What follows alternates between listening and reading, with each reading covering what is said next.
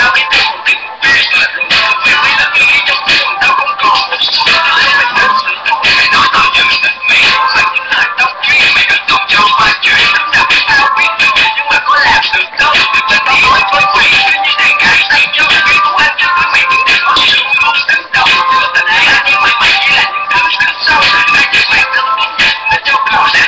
chỉ một mày sẽ kiếm một mày giống như mày chơi với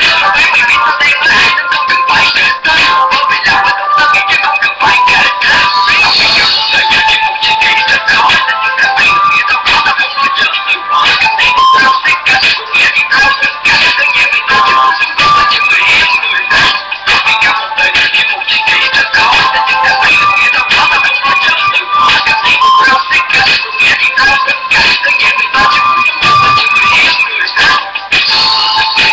sống ở Việt Nam có người nói chuyện với nhau bình thường mấy ai nói chuyện bằng tình cảm sống ở bên nhau suốt ngày cấp đầu đi học rồi đi làm tao chúng ta từng luôn làm ở một truyền thống nhiều chất lên tình bạn chỉ nghĩ không thể làm gì hơn điều đó tao biết biết thân thì đã có vẻ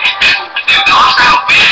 biết về những ngày xưa điều đó tao biết có những tâm sự không từng mày kể nhưng mà tao không biết tao biết nhiều vì bạn chỉ không có thể bước lên thiên đường tương lai nhưng mà chỉ có một người là bị đồng hành để chung một người ngoài cả thứ với mình không còn sống chung sự là nghĩ phải đi làm thuê làm việc người đã kiếm từng đồng tình người nhưng mà nhau anh chỉ là việc chỉ mới được bắt đầu tao còn không biết phải làm gì nữa ngoài việc cưới tặng hay không anh em có tiếng này